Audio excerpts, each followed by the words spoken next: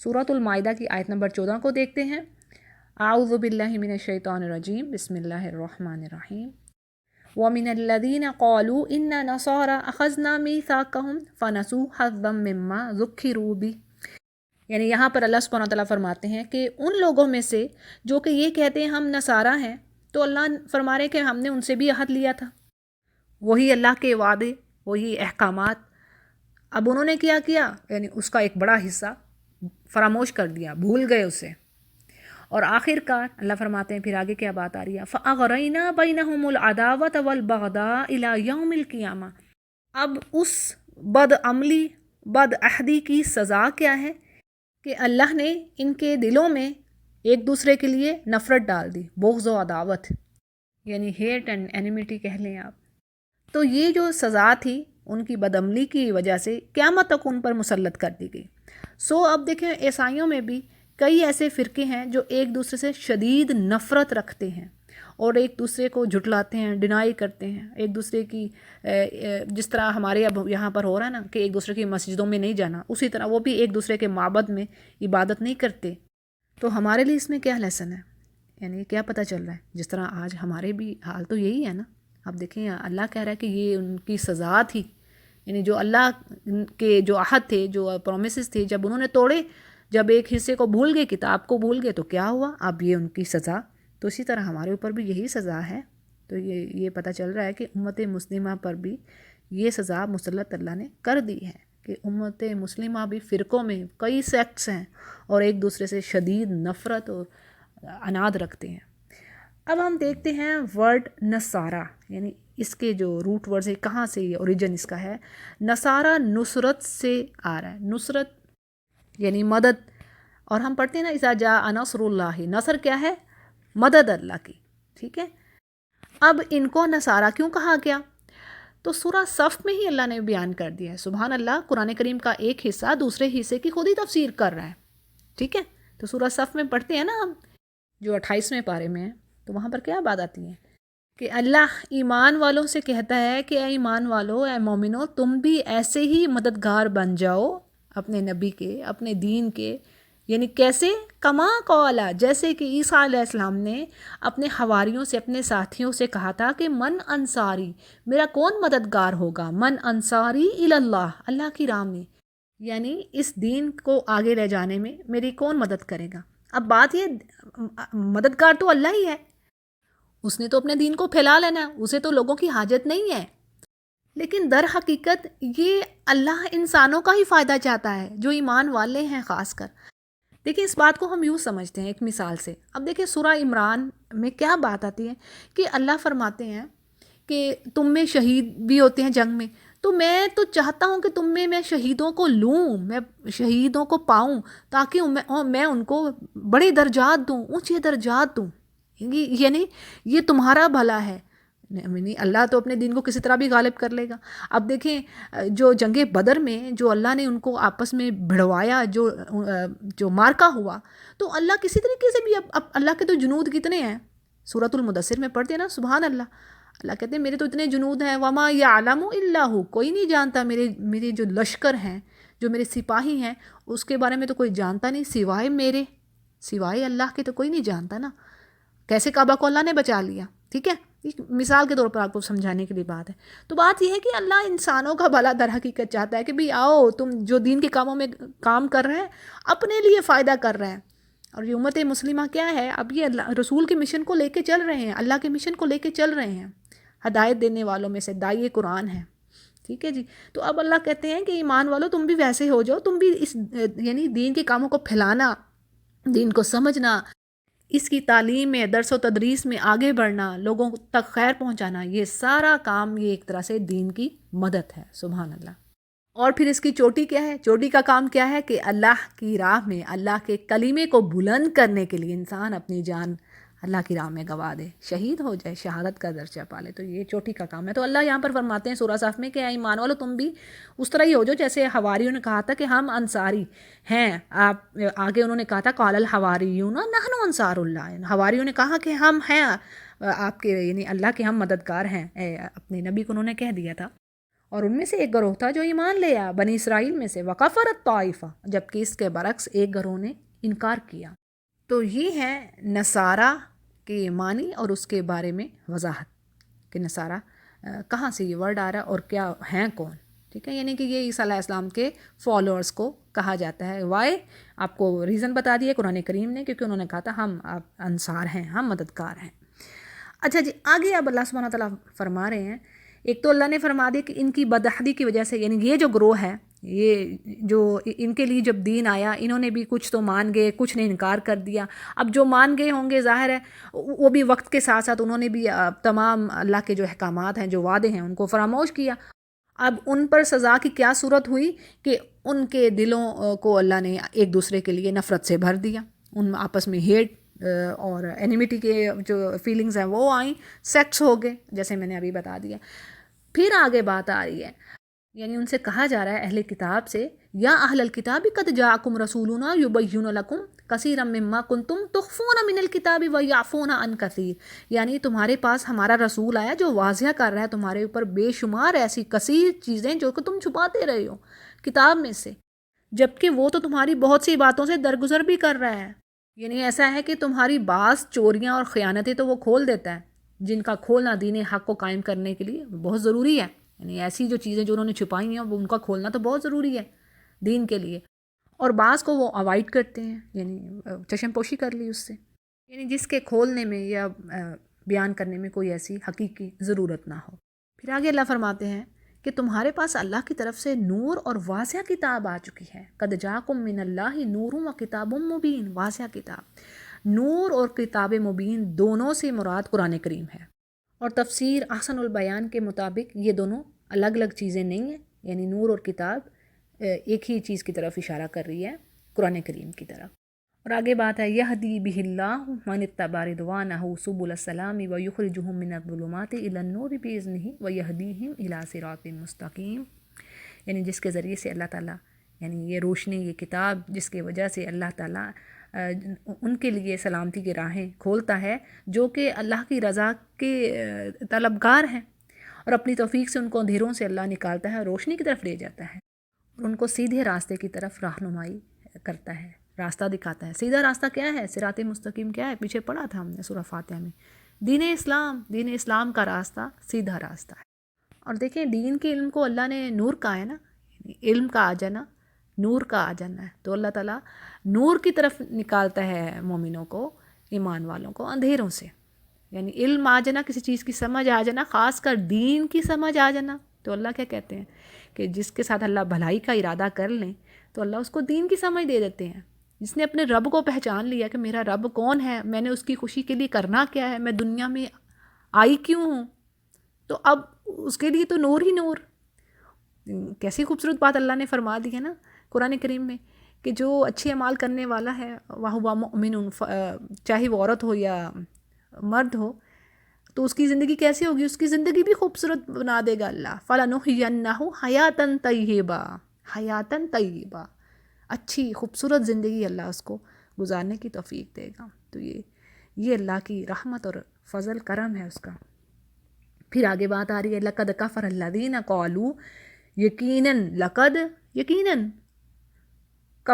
لام لگ گیا، یہ بھی تاکید کے لیے، قد کے تو ویسے ہی معنی ہیں یقیناً، سرٹنلی، ویرلی، اب لام لگ گیا تو یہ بھی تاکید کے لیے، پہلا لام، لقد، یقیناً، کفر کر دیا کنہوں نے؟ جنہوں نے یہ کہا ان اللہ هو المسیح ابن مریم، یعنی مسیح ابن مریم اللہ ہے، یعنی وہ الہ ہے۔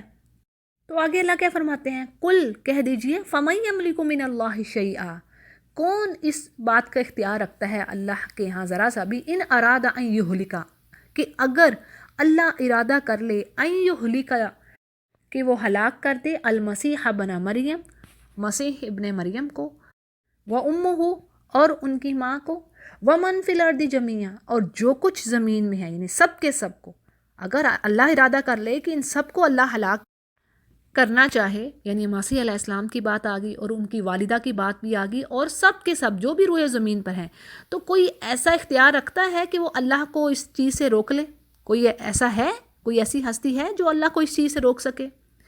اور بات تو یہ ہے کہ آسمان و زمین اور دونوں کے درمیان جو کچھ ہے وہ اللہ ہی کا ہے، وہ جو چاہتا ہے پیدا کرتا ہے، اور اللہ ہر چیز پر قادر ہے، واللہ علی کل شیء قدیر۔ بات یہ ہے کہ شاید میں اللہ نے اپنی جو زبردست سوورنٹی، زبردست اپنی پاور کو ایکسپریس کی ہے کہ اگر اللہ ہر کسی کو سب کو تم کو ہلاک کر دے تو تم کوئی ہے ایسا روکنے والا؟ پہلی تو یہ بات ہے۔ اور قرآن کریم میں آپ دیکھیں جگہ جگہ اللہ سبحانہ وتعالیٰ نے فرما دیا کہ قیامت کے دن کیا ہونا ہے۔ یعنی آج تو اللہ نے آزادی دی ہوئی ہے، یہ تو ایک امتحان کا ہے، ایگزامینیشن ہال ہے، انسانوں کو آزادی دی ہے، وہ سمجھ رہا ہے کہ انسان کے پتہ نہیں میرے اوپر تو کوئی نظر رکھنے والا ہی نہیں ہے، جیسے اللہ نے سورہ بلد میں کہہ دیا کہ سمجھتا کیا ہے کہ اس کو کوئی دیکھنے والا نہیں ہے، اس کو میں نے تھوڑی سی آزادی دے دی، اور کچھ لمحوں کی بات ہے یہ زندگی، ہمارے لیے تو پتہ نہیں سالوں سال ہے، لیکن اللہ کے لیے یہ کوئی وقت نہیں ہے۔ اللہ کا جو ایک دن ہے وہ تو 1000 سال کے برابر ہے ہمارے، اور یہ تو 4 دن کی زندگی ہے۔ جگہ جگہ تو بات آتی ہے کہ جب مجرم اس دن کھڑے ہوں گے اللہ کے سامنے تو وہ اور آپس میں چھپی چھپی باتیں کر رہے ہوں گے، تو کہیں گے کہ ہم تو لگتا ہے بس ایک دن ٹھہر کے آئے ہیں، کوئی کہے گا کہ نہیں لگتا ہے دن کا کچھ حصہ گزار کے آئے ہیں، جیسے ہم سورہ نازعات میں پڑھتے ہیں کأنہم یوم یرونہا لم یلبسوا الا عشیۃ او ضحاہا۔ اور پھر جس دن قیامت قائم ہوگی کوئی بھی چیز اسے چھپی نہ ہوگی، جو کچھ سینوں میں چھپا ہے وہ نکال لے گا، اور اللہ نے جگہ جگہ کہہ دیا کہ یہ کسی پر زیادتی نہ ہوگی، فلا تظلم نفس شیئا، ذرا سی بھی، وَإِنْ كَانَ حَبَّةً مِّنْ خَرْدَلٍ أَتَيْنَا بِهَا، اگر کسی نے حبہ یعنی ایک دانے برابر بھی نیکی کی ہوگی کچھ تو وہ اس کو اللہ تعالیٰ لے آئے گا اور وہ دیکھ لے گا، اور کسی نے برائی کی ہوگی تو وہ بھی اس کو دیکھ لے گا، اور وہ کیا ہوگا؟ لِمَنِ الْمُلْكُ الْيَوْمَ، اللہ فرمائے گا آج کے دن بادشاہت کس کی ہے؟ نے تمہیں تو تھوڑا سا اختیار دے دیا تھا، یہ 4 روزہ زندگی ہے، مزے کر لو، تو آخرت میں کیا ہے؟ لمن الملک اليوم، آج بادشاہت کس کی ہے؟ للہ الواحد القہار، ایک اللہ واحد القہار کی۔ اس آیت کی ڈیٹیل میں بات کچھ اس طرح بھی ہے کہ مسیح یعنی عیسیٰ علیہ السلام کے اللہ ہونے کے قائل پہلے تو کچھ ہی لوگ تھے، یعنی یہ کہا جا رہا ہے کہ پہلے تو کچھ لوگ تھے، یعنی کثیر نہیں تھے، ایک ہی فرقہ تھا یعقوبیہ کا جس کا یہ عقیدہ تھا۔ اب کیا حال ہوا ہے کہ اب کہا جا رہا ہے کہ اب تقریباً تمام عیسائی الوہیت یعنی عیسیٰ علیہ السلام کو الہ مانتے ہیں، یعنی انہوں نے عیسیٰ علیہ السلام کو رب کا درجہ دے دیا۔ اسی لیے اب کرسچینٹی میں عقیدہ تثلیث یعنی ٹرینٹی، 3 کو رب ماننا، الہ ماننا، یہ ان کا عقیدہ ہو گیا، یہ ان کا بلیف ہو گیا اب اکثریت کا، کہ وہ 3 کو یعنی عیسیٰ علیہ السلام کو، مریم علیہ السلام اور اللہ، ان تینوں کو وہ یعنی یہ اس تینوں کے کو الہ مانتے ہیں۔ تو اس عقیدہ پر یہ اکثریت اس عقیدہ پر ہے۔ تو جی اگلی آیت کو دیکھتے ہیں، وقالت الیہود والنصارى نحن ابناء اللہ واحباؤہ، یعنی یہود اور نصارہ کہتے ہیں کہ ہم اللہ کے بیٹے ہیں اور ہم اس کے چہیتے ہیں، یعنی ہم اللہ کے پسندیدہ لوگ ہیں۔ تو اللہ فرماتے ہیں کل، کہہ دیجئے، یعنی ان سے کہیے، فَلِمَ يُعَذِّبُكُم بِذُنُوبِكُم، یعنی اگر تمہارا یہ دعویٰ ہے، تم یہ جو کلیم کر رہے ہو کہ تم اللہ کے چہیتے ہو، تم چوزن پیپل ہو، تو پھر ان سے پوچھئے کہ وہ جو تمہارے گناہوں پر تمہیں سزا دیتا ہے وہ کیا ہے؟ بل انتم بشر ممن خلق، بلکہ حقیقت یہ ہے کہ تم بھی ویسے ہی انسان ہو جیسے اور انسان اللہ نے پیدا کیے ہیں، یعنی اپنے آپ کو سپر ہیومن نہ سمجھو، نہ ہی تم کسی سے بہتر ہو۔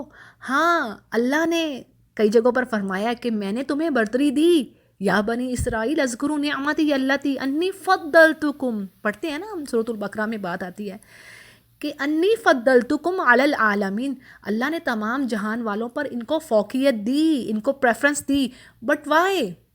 بھائی کسی کو کوئی عہدہ دیا جاتا ہے، کوئی زبردست پوسٹ دی جاتی ہے تو اس کی کوئی ڈیوٹی ہوتی ہے نا، کوئی اس کے ذمے کام لگایا جاتا ہے نا، کوئی رسپانسبلٹی ہوتی ہے اس کی جو اس نے کرنا ہوتا ہے، یعنی اس کو چوز کیا جاتا ہے کہ بھی تم ان باقیوں میں سے بہتر ہو۔ اب وہ کیوں بہتر ہے؟ کسی کام کی وجہ سے بہتر ہے نا، یہ تو بڑی چھوٹی سی سمپل سی بات ہے، کامن سینس کی بات ہے، کچھ اس کے پاس ہوگا نا بھائی جو باقیوں سے اس کو اٹھا لیا جائے، اس کو چوز کر لیا جائے، نکالا گیا ہے باقیوں میں سے۔ تو اب اللہ فرمارے تمہیں تو میں نے دی پریفرنس، کیوں بھائی؟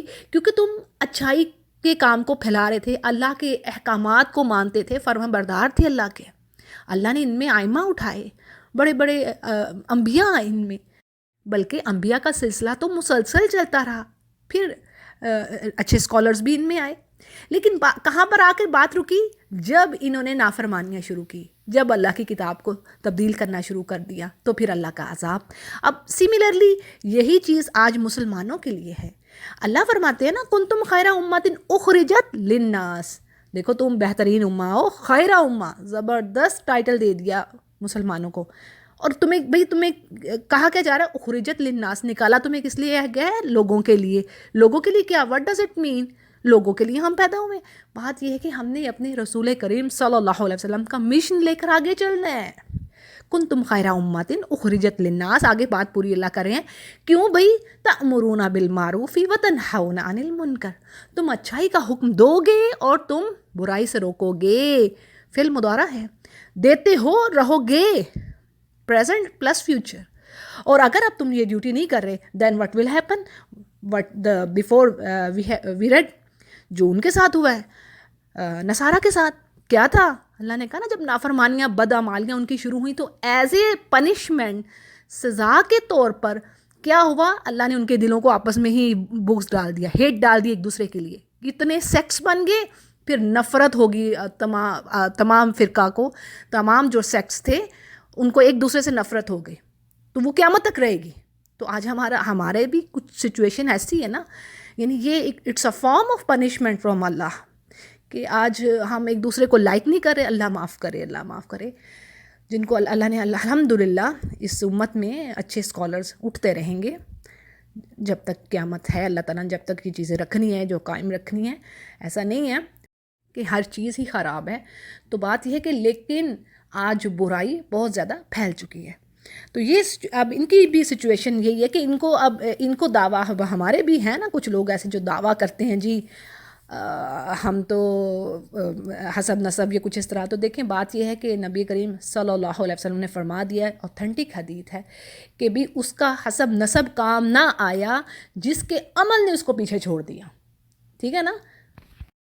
تو بات یہ ہے کہ اس امت کو جب یہ بات کہہ دی گئی، یعنی آپ صلی اللہ علیہ وسلم کی زبانی، اور یہ بات ظاہر ہے آپ کی آل نے بھی سن لی نا، یعنی میسج سب کے لیے کہ دیکھو بھائی یہ حسب نسب کام نہ آئے گا اگر تمہارے پاس اعمال نہیں ہے۔ دیکھیں اور انبیاء کے بارے میں بھی تو اللہ نے کیا فرما دیا۔ جب ہم سورہ صافات پڑھتے ہیں تو اس میں کیا بات آتی ہے؟ اللہ فرماتے ہیں ہم نے بشارت دی ابراہیم علیہ السلام کو، وَبَشَّرْنَاهُ بِإِسْحَاقَ نَبِيًّا مِّنَ الصَّالِحِينَ، کہ آپ کو اسحاق عطا کیے جائیں گے اور وہ صالحین میں سے ہوں گے، نبی ہوں گے۔ وَبَارَكْنَا عَلَيْهِ وَعَلَىٰ إِسْحَاقَ، اور ہم نے برکہ دی کس کو؟ ابراہیم علیہ السلام کو اور اسحاق علیہ السلام کی نسل کو، یعنی پہ در پہ انبیاء آئے، ایک کے بعد ایک، ایک کے بعد ایک۔ یہ ہے برکہ اللہ کی۔ اور اللہ فرماتے ہیں وَمِن ذُرِّيَّتِهِمَا، اور ان کی نسل میں بھی یعنی محسن ہیں، یعنی احسان کرنے والے، متقین، نیک لوگ ہیں۔ اور دیکھیے یہ انبیاء کی بات ہو رہی ہے، یہ قرآن کریم ہماری انڈرسٹینڈنگ کے لیے آیا ہے۔ اگر ہم اس کو ڈیلی پڑھیں، کچھ نہ کچھ پڑھیں اور آیتوں کو پر غور کریں تو پھر ہمیں سمجھ آئے کہ اللہ پھر الحمدللہ دل صاف ہوتا ہے، آپ کے جو آپ کا برین ہے، جو سوچیں ہیں، جو تھاٹس ہیں وہ کلیئر ہوتی ہیں، آپ کا ایمان بڑھتا ہے، صحیح سمجھ آتی ہے۔ یہ قرآن کریم ایسے تو نہیں اس کو نور کہا گیا، نور اور کتاب المبین، واضح کلیئر کر دینے والی، جو ڈاؤٹس ہیں، جو عجیب و غریب جو چیزیں ہیں، جو عقیدے ہیں، جو پتہ نہیں کیا کچھ بنا رکھا ہے اپنے آپ سے، تو یہ وہ چیز ہے۔ لیکن پڑھنے والے ہوں تو ہم پھر اس کو پڑھنا ہے۔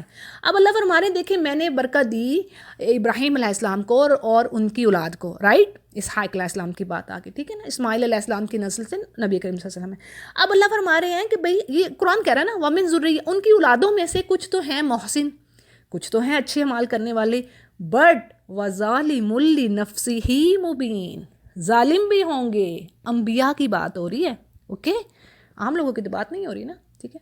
وَظَالِمٌ لِنَفْسِهِ مُبِينٌ، یعنی انبیاء کی اولادوں میں سے اچھے بھی ہوں گے اور ظالم بھی ہوں گے، جو اپنی جانوں پر ظلم کرنے والے ہوں گے، واضح۔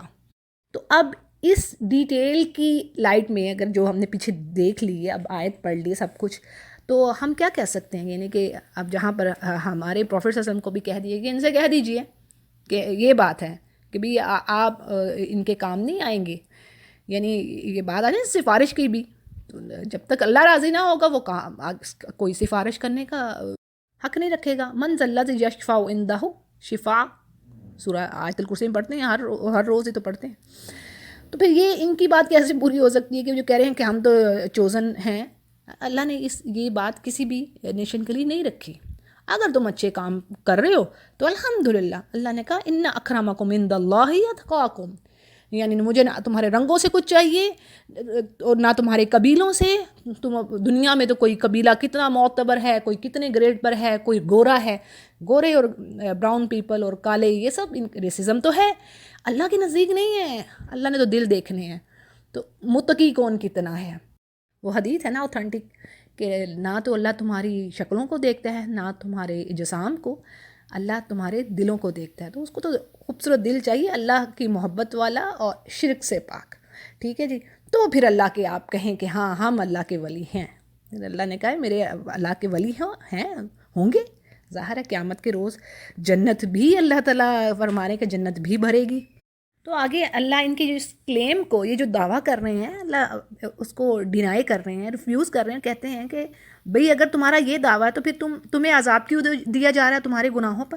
اگر تم واقعی اللہ کے محبوب ہو تو پھر تو اللہ تمہیں پکڑ ہی نہیں کرتا. اور پھر اسی طرح سورۃ البقرہ میں نہیں پڑھا، اس میں کیا بات آتی ہے؟ اللہ فرماتی ہے کہ اگر تم کہتے ہو کہ آخرت کا گھر ہمارا ہے اور ہم چاہتے ہیں اللہ کے، تو okay then you wish for your death, تم مرنے کی خواہش کرو. پھر یعنی تمہیں جو اس چیز کا تم شیور ہو کہ تم مرنے کے بعد جنت میں تم ہی جانے والے ہو، تو پھر ٹھیک ہے تم دعویٰ کرو تم مرنے کا. اور یہ ہرگز نہ کریں گے. اور ان کے لیے کہہ دیا گیا ہے کہ ان کو تمام لوگوں سے، دیکھیں بیچ میں مشرک بھی آگے، سب کے سب مسلمان مشرک ہر طرح کے، ان سب سے بڑھ کر ان کو دنیا کی خواہش ہے، لمبا عرصہ جینا چاہتے ہیں، ان کو لمبی عمر کی خواہش ہے. تو بات یہ ہے کہ جس چیز میں اب یہ پڑھے ہیں، یہ اختلاف کر رہے ہیں، یہ باتیں کہہ رہے ہیں، اب اس کا فیصلہ تو اللہ سبحانہ تعالیٰ نے فرمایا کہ اسی دن ہوگا، قیامت والے دن. اور کئی چیزوں میں اللہ نے کہہ دیا کہ جن چیزوں میں یہ اپنے سیکٹس میں بھی اختلاف کرتے ہیں، یہ ڈس ایگریمنٹ رکھتے ہیں ایک دوسرے کے ساتھ، جو اسکالرز ہیں، اور یا دوسروں کے ساتھ کر رہے ہیں، تو اس کا فیصلہ جو ہے میں اس دن، اب یہ اسی دن ہوگا. اور اللہ جسے چاہے معاف کر دے اور جس کو چاہے عذاب دے. لیکن اس بات پہ بھی نا، اس آیت کو پڑھ کے یہ بھی نہ سوچئے کہ اللہ اچھا جس کو چاہے اللہ عذاب دے دے، جس کو چاہے بخش دے. ایسا نہیں ہے. اللہ کی وزڈم پر، حکمہ پر ہر چیز ہے. بلکہ ہم اگر احادیث کو دیکھیں تو پتہ یہ چلتا ہے، یعنی اس آیت کو سمجھنے کے لیے، اس آیت کا جو پارٹ ہے یہ والا یغفر لمن یشاء، یعنی بعض اوقات ایسا حدیث کی جو الفاظ ہیں نا، حدیث میں آتا ہے کہ بعض اوقات ایک انسان ساری عمر اچھے اعمال نہیں کر رہا ہوتا، لیکن اس کی جو فیٹ ہے، جو اس کی قدر ہے، جو اس کی تقدیر ہے، اس میں ہوتا ہے کہ اس نے جنت میں جانا ہے. اللہ کو معلوم ہوتا ہے. اللہ کی ہم تو نہیں کسی انسان کی ساری زندگی کا ہم اندازہ لگا سکتے ہیں کہاں پر وہ کیا کر رہا ہے. ایون اپنے بچے کا نہیں ہمیں پتہ ہوتا کہ بھی وہ آج کیا کر رہا ہے، وہ کمرے میں بیٹھا کیا کر رہا ہے اس ٹائم پہ. گاڈ نوز، اللہ نوز کہ کسی ٹائم پہ اس کو اللہ ہدایت دے دے، وہ توبہ کر لے سچے دل سے. دیکھنا اللہ کہہ رہے ہیں نا کہ تم چاہے جتنے مرضی گناہ کر کے آ جاؤ، لیکن تم سچے دل سے میری طرف آؤ تو صحیح، توبہ تو کرو. ان اللہ یغفر ذنوبکم جمیعا، یعنی کہ سارے کے سارے گناہوں کو معاف کر دے گا وہ. تم ایک بار سچے دل سے توبہ تو کرو. تو بات یہ ہے کہ ہم نہیں جانتے، ہم لوگوں کی ظاہری حالت پر فیصلہ نہیں کر سکتے، نہ دے سکتے ہیں. ٹھیک ہے، اس آیت کا مطلب یہ ہے. ہمیں نہیں پتہ، یعنی کہ اللہ تعالیٰ ہو سکتا ہے کوئی ہمیں دیکھنے میں، آج ہمیں زندگی میں کوئی لگ رہا ہے، اللہ جانے کس وقت پر اس کو ان الموت میں بھی، اس سے کچھ عرصہ پہلے اس کو توبہ کی توفیق مل جائے. اللہ کسی پرابلم میں، کسی ٹرائلز میں ڈال کے اس کو لے آئی اس راستے پر جہاں پر اس نے آنا ہے نیک اعمال کی طرف، اور اس کا ٹھکانہ جنت ہے، تو وہ اس کے لیے راستہ بنا دے گا. ٹھیک ہے، یہ ہماری سمجھ کے لیے بات میں بتا رہی ہوں. اور پھر اسی طرح حدیث کے الفاظ یہ بھی ہیں کہ بعض اوقات ایک انسان اچھے اعمال کر رہا ہوتا ہے، لیکن آخرکار وہ کچھ ایسا عمال کرنے شروع کرتا ہے کہ وہ دوزخ کی طرف جاتا ہے، ہیل کی طرف. اور اس میں بھی دیکھیں نا انسان، وہی بات ہے کہ ہم دیکھ رہے ہیں، ہمیں کیا پتہ کوئی بڑا ہی نیک ہمیں نظر آ رہا ہے، لیکن اس کے دل میں کیا چھپا ہوا ہے، وہ کیا ریاکاری کر رہا ہے، وہ کس کو دکھا رہا ہے، اور کیا واقعی وہ اس کو اللہ کی رضا، اس کا پلیئر چاہیے. تو یہ کچھ چیزیں ہیں جو کہ ہم ظاہری آنکھ سے دیکھتے تو ہیں، لیکن ہمیں پتہ نہیں ہے اصل حقیقت کیا ہے. وہ اللہ ہی دلوں کے اندر کیا چھپا ہے وہ اللہ خوب جانتا ہے. ٹھیک ہے، تو جیسے میں نے جو حدیث تھی وہ بھی آپ کے آگے اس کو کلیئر کرنے کے لیے رکھ دی. تو بس اللہ تعالیٰ ہمیں بات وہی ہے، تھوڑا سا عمل ہو جائے چاہے، لیکن اللہ کی رضا کے لیے، خالص اس کی خوشی کے لیے اور جنت حاصل کرنے کے لیے. اور دعا کرتے رہنا چاہیے اللہ تو ہمیں ریاکاری سے اور برے اعمال، منافقت ہوگی، جھوٹ ہوگی، ان سب چیزوں سے اللہ بچائے. یہ اعمال کو ضائع کرنے والی چیزیں، ریاکاری تو خاص کر، حسد، ریاکاری، جو مورل جو ڈیزیزز ہیں یہ تباہ کرنے والی ہیں. پھر آگے بات ہے جی وَلِلَّهِ مُلْكُ السَّمَاوَاتِ وَالْأَرْضِ وَمَا بَيْنَهُمَا وَإِلَيْهِ الْمَصِيرُ، اور اللہ ہی کے لیے ہے جو کچھ یعنی بادشاہت ہے زمین و آسمان کی، اور جو کچھ اس کے درمیان ہے، اور اسی کی طرف تم سب کا ٹھکانہ ہے. مسیر یعنی لوٹنا ہے، ٹھکانہ ہے. پھر آگے اہل کتاب سے کہا جا رہا ہے کہ یا اہل الکتاب قد جاءکم رسولنا یبین لکم علی فترۃ من الرسل ان تقولوا ما جاءنا من بشیر ولا نذیر. یعنی اہل کتاب، ہمارا یہ رسول ایسے وقت تمہارے پاس آیا ہے اور تمہیں واضح تعلیم دے رہا ہے دین کی، جبکہ رسولوں کا یہ سلسلہ ایک مدت سے بند تھا. یعنی بات یہ ہے کہ آپ صلی اللہ علیہ وسلم کے آنے سے پہلے کافی عرصہ تک انبیاء کے آنے کا سلسلہ بند ہو چکا تھا. عیسیٰ علیہ السلام لاسٹ نبی تھے جو بنی اسرائیل میں آئے، ٹھیک ہے، اور حضرت محمد صلی اللہ علیہ وسلم کے درمیان تقریباً 570 یا 600 سال کا فاصلہ کہا جاتا ہے. اور یہ جو ٹائم پیریڈ بیچ میں گزرا ہے، اس ٹائم پیریڈ کو زمانہ فترت کہا جاتا ہے. اور اہل کتابوں کہا جا رہا ہے کہ یہ جو زمانہ فترت کے بعد ہم نے اپنا رسول بھیجا ہے، تو اب تم تاکہ یہ نہ تم کہہ سکو کہ ہمارے پاس تو کوئی بشیر یعنی ڈرانے والا اور خوشخبری دینے والا نہیں آیا. تو دیکھو تمہارے پاس فقط جاکم بشیر و نذیر، ایک خوشخبری دینے والا، گڈ نیوز جنت کی، یعنی اچھے اعمال کرو گے تو جنت میں جاؤ گے. اس کے اپوزٹ ہے تو جہنم ہے. واللہ علی کل شیء قدیر، اور اللہ ہر چیز پر قادر ہے. اور یہ بات اللہ سبحانہ تعالیٰ نے قرآن کریم میں اکثر جگہوں پر کہی ہے. بھائی اللہ نے انبیاء بھیجے جو پچھلی امتیں جو تباہ ہو گئیں اور کچھ قائم بھی رہیں، ٹھیک ہے. یونس علیہ السلام کی جو قوم ایمان لے آئی تھی نا، پھر اللہ نے ان کو فائدہ دیا ایک مدت تک، اور لیکن اس کے علاوہ زیادہ تر اکثریت جو تھی نافرمان تھی. لوط علیہ السلام کی قوم، صالح علیہ السلام کی قوم، شعیب علیہ السلام کی قوم، نوح علیہ السلام کی قوم، ہود علیہ السلام کی قوم. اٹھا لیں سورہ ہود کو، اٹھا لیں سورہ شعراء کو، اٹھا لیں تو ان کی نافرمانیاں، بدعمالیاں، ٹھٹھے بازیاں جو نبیوں کے ساتھ کرتے تھے. تو انبیاء آئے، یہ مینس کہ اللہ نے یہ انسانوں کے لیے یہ ایکسکیوز نہیں چھوڑا یا رب ہمارے پاس تو کوئی آیا نہیں ہمیں بتانے کے لیے، نہیں آئے اب، اور تمہیں فری ول دی تھی. کیونکہ تم دیکھو اللہ نے مخلوق بنائی نا، اینجلز بنائے. اب اینجلز کو اللہ نے فری ول نہیں دی، انسان کو اللہ نے فری ول دے دی اور جنوں کو. لیکن بہترین مخلوق اللہ کی کون سی ہے؟ احسن جو مخلوق کہہ لیں انسان، جن کو فری ول دی. ظاہر ہے نا فری ول والا بہتر ہے کہ جس کو فری ول نہیں دی گی وہ بہتر ہے. بھئی وہ افضل ہوا نا، اس کو بہتر ہے، وہ سپیریئر ہوا نا. تو اللہ نے فری ول دے دی اور اس کے بعد اللہ نے انتظام بھی کر دیا. یہ بھی دیکھو، یہ نہ کہنا کل کو کہ ہمارے پاس تو آئے نہیں. ہاں اس دن پھر جا کے کیا کہیں گے؟ اللہ اب ایک چانس اور دے دے. سورہ سجدہ میں ہے نا، اللہ تو ہمیں اب واپس پلٹا دو، تو ایک چانس دے دو، ہم پھر اب وہی کریں گے، اب آپ کو مانیں گے اور وہ کام کر کے آئیں گے جو کہ ہم اس سے پہلے نہیں کرتے تھے، یعنی نیک اعمال. تو اللہ فرمائے گا کہ اب ایسا نہیں ہے، یعنی وہ ٹیسٹ تو ختم ہوا. اور اللہ خوب جانتا بھی ہے، اللہ کو خوب پتہ ہے کہ تم دوبارہ پھر جاؤ گے تو پھر وہی کام کر کے ہی آؤ گے.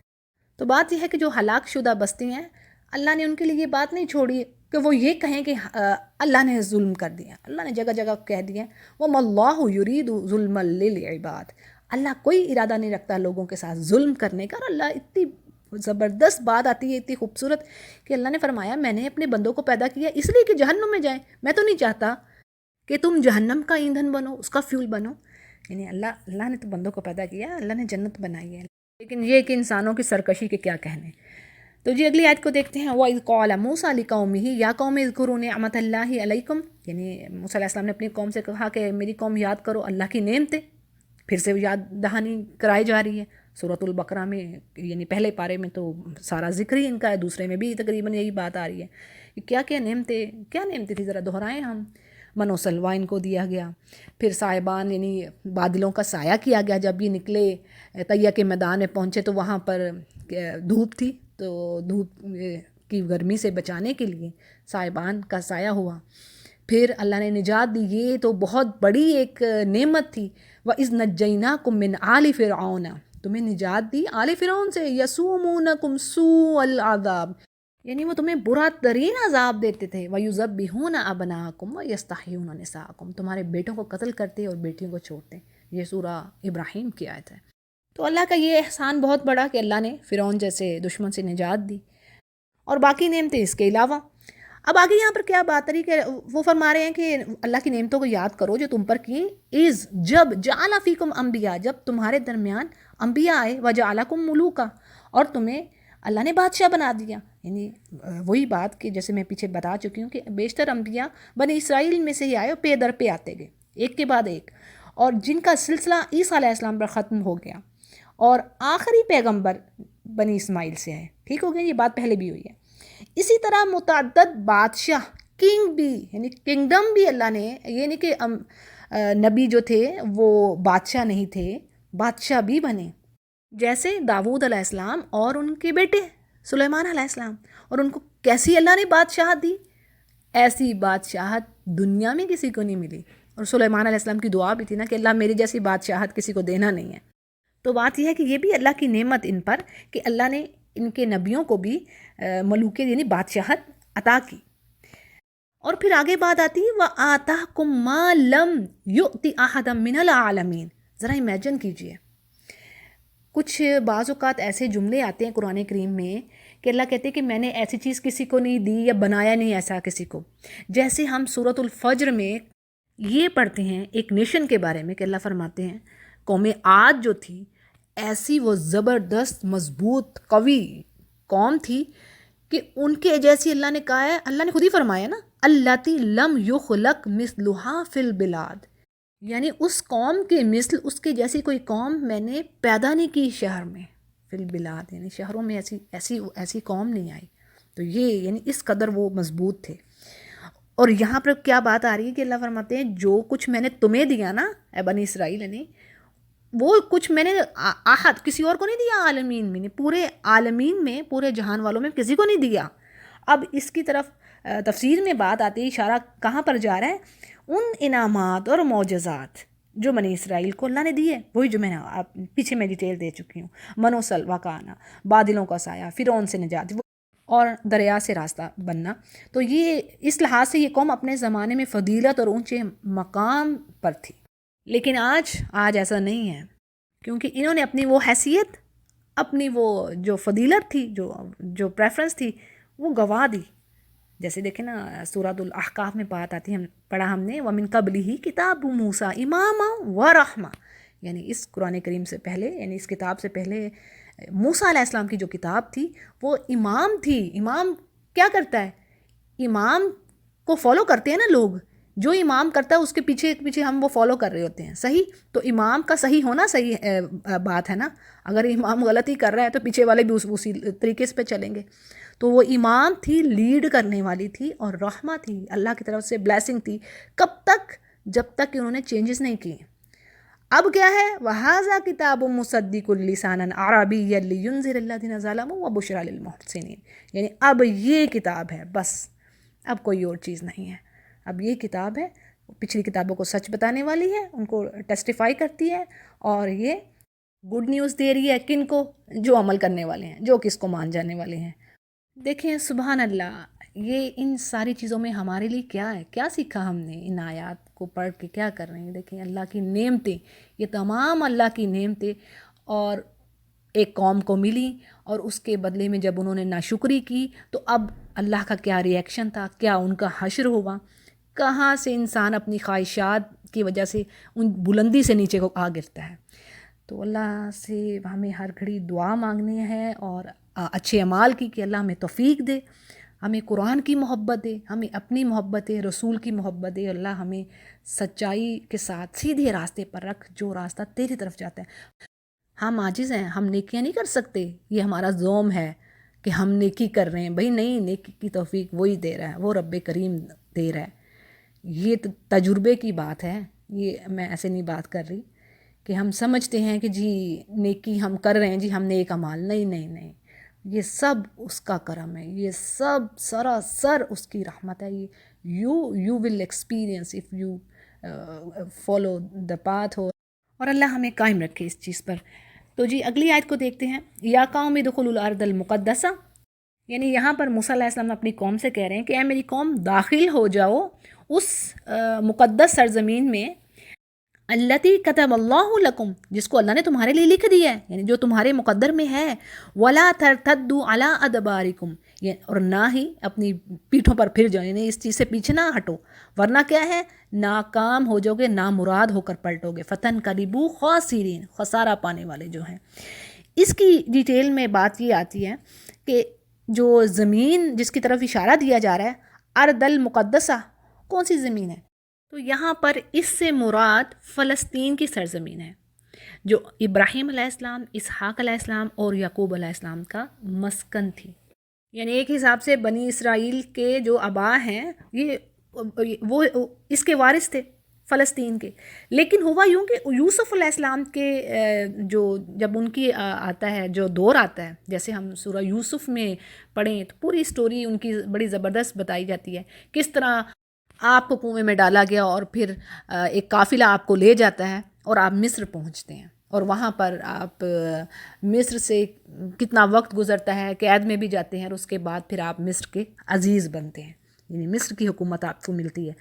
پھر اسی سورہ میں ہی ہمیں ڈیٹیل مل جاتی ہے کہ آپ کے بھائی آپ کے پاس آتے ہیں تو وہ تو نہیں یوسف علیہ السلام کو پہچان پاتے، کیونکہ یوسف علیہ السلام کی عمر چھوٹی تھی اس وقت، لیکن وہ پہچان جاتے ہیں کہ یہ میرے بھائی ہیں۔